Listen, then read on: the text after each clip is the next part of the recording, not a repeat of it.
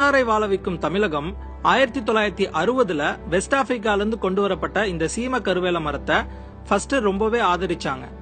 அதுக்கு காரணம் அப்ப விறகு தட்டுப்பாடு அதிகமா இருந்துச்சு. சாப்பிடறதுக்கு சமைக்கணும், சமைக்கிறதுக்கு அடுப்புல விறகு வேணும். இந்த சீம கருவேல மரம் நிறையவே விறகுகளை தந்தது. இன்னமும் சில இடங்கள்ல இந்த விறகுகளை தான் பயன்படுத்துறாங்க. எல்லாமே நல்லாவே போயிட்டு இருந்தது. கொஞ்சம் கொஞ்சமா பிரச்சனைகளும் உருவாக ஆரம்பிச்சது.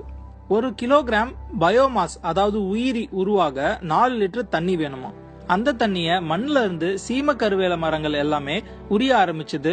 மண்ணுல சப்போஸ் தண்ணி இல்லைன்னா காட்டுல இருக்கிற ஈரப்பதத்தையும் உரிய ஆரம்பிச்சிருச்சு. பறவைகளும் அதுல வந்து உட்காராது. ஏன்னா இந்த சீம கருவேல மரங்கள் கொஞ்சம் ஆக்சிஜனோட நிறைய கொடிய கார்பன் டை ஆக்சைடும் வெளியில தள்ளுது. நிலத்துல இருக்கிற தண்ணியையும் விஷமாக்கிடுது. எல்லா நாடுகளும் வளர்ச்சியை நோக்கி போயிட்டு இருக்க, நம்ம தமிழ்நாடு மட்டும் வறட்சியை நோக்கி போயிட்டு இருக்கு. காரணம், மழையை தடுத்து வறட்சியை உண்டாக்குறது இந்த சீம கருவேல மரம் மட்டும்தான். அதோட விறகுகள்னாலையும் ஆபத்து அதிகம் அப்படின்னு சொல்றாங்க. அதை எரிக்கிறப்போ கிட்டத்தட்ட 50 சிகரெட்டோட எஃபெக்ட அது உருவாக்குமாமா. இந்த மரத்தோட இலைகளை ஆடு மாடுகள் சாப்பிட்றதுனால அதுவும் நோய் தாக்குதல்ல பாதிக்கப்படுது. அது கொடுக்கற பாலை மனிதர்களாகிய நாம குடிக்கிறதுனால நமக்கு பெரிய பெரிய பாதிப்புகள் இதன் மூலமா உருவாகுது.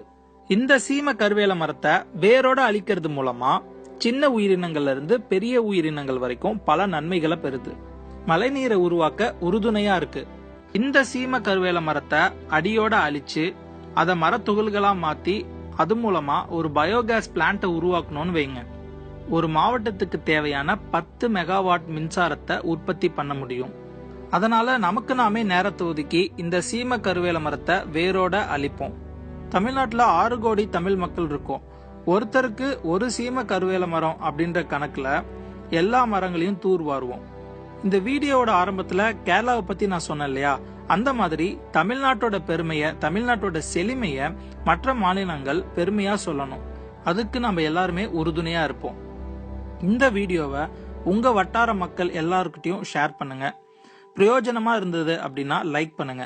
மறக்காம